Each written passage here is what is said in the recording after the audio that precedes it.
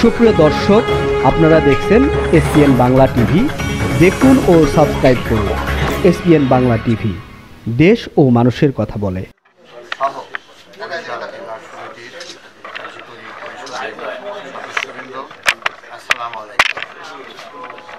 আজকে আমরা এই মহতী উদ্যোগ প্রতি বছরেই আমরা এই কম্বল বিতরণ করি, শুধু ঢাকাতে নয়, ঢাকার বাইরেও কেরানীগঞ্জেও আমরা গতবারে কম্বল বিতরণ করেছি।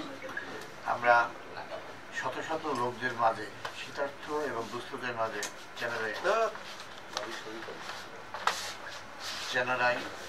আমাদের মাঝে চ্যানেলে উপস্থিত হয়েছেন। আমরা কম্বল বিতরণ করবো, আমাদের সমাপ্তি বক্তব্য চলছে, পরে কম্বল দেওয়ার সময়টা তো আমরা 5 শতাধিক পরিবারের মাঝে আজকে বরিশাল বিভাগ সমিতি কম্বল বিতরণ করতে যাচ্ছে। প্রতি বছরই আমরা এই কাজটা করে থাকি। আমরা আগে নৌবিহার করতাম, পিকনিক, কিন্তু আমরা এটাকে বাদ দিয়ে আমরা দুস্থ মানুষের পাশে দাঁড়াবার চেষ্টা করেছি। মাঘ মাস কিন্তু হয়নি এখনো। আমরা ছোটবেলায় শুনেছি মাঘের শীত বাঘের গায়েও লাগে, কিন্তু এখন জলবায়ু পরিবর্তনের কারণে শীত অনেক সময় আগেই আসে, অনেক সময় দেখা যায় মাঘের সময় গরম লেগে যায়। আমরা জানি না এবছর মাঘে কি হবে। মাঘ হতে মনে আরো 2 দিন বাকি আছে, তাই না? কিন্তু এবছর কিন্তু পৌষে হাড় কামানো শীত শুরু হয়ে গেছে।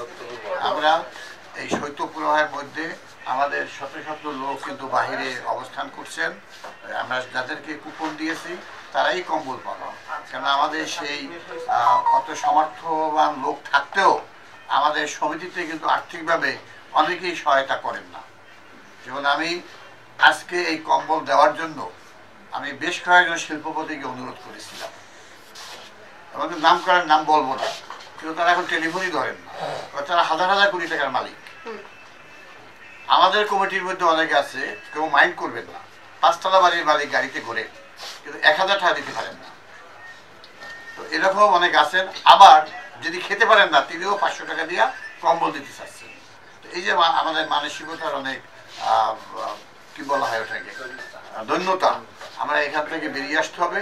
আমরা অসহায় মানুষের পাশে থাকবো, শীতার্থ মানুষদের পাশে থাকবো, দুস্থদের পাশে থাকবো। সমাজের বিত্তশালী যে লোক আছে, সম্পদশালী লোক আছে, তাদের কাছে অনুরোধ থাকবে আপনারা দুস্থদের পাশে দাঁড়ান। আহ্বান করি যেন সারা দেশে শীতার্থ মানুষ শীত নিবারণ করতে পারেন। একটা কম্বলের দাম 300-500 টাকায় বিক্রি নয়। আমরা যদি প্রত্যেক পরিবার থেকে অসহায়দের পাশে দাঁড়াই, তাহলে আমরা মহৎ কাজ করতে পারবো।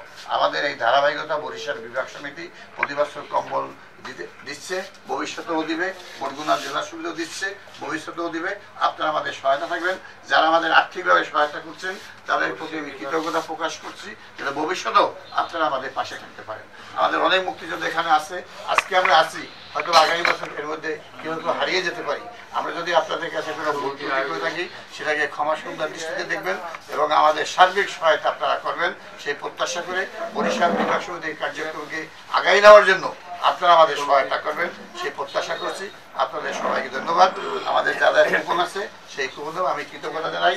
বাংলাদেশ প্রেস কাউন্সিলের সাবেক চেয়ারম্যান এবং হাইকোর্টের, সুপ্রিম কোর্টের অ্যাপিলেট ডিভিশনের সাবেক বিচারপতি মোহাম্মদ নিজামুল হক নাসির, তিনি অসুস্থ থাকা সত্ত্বেও এই কম্বল বিতরণ অনুষ্ঠানে উপস্থিত হয়েছেন, তার কাছে বরিশাল বিভাগ সমিতি কৃতজ্ঞ।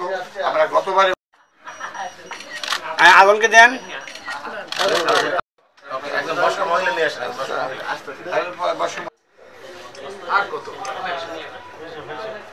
হয়েছে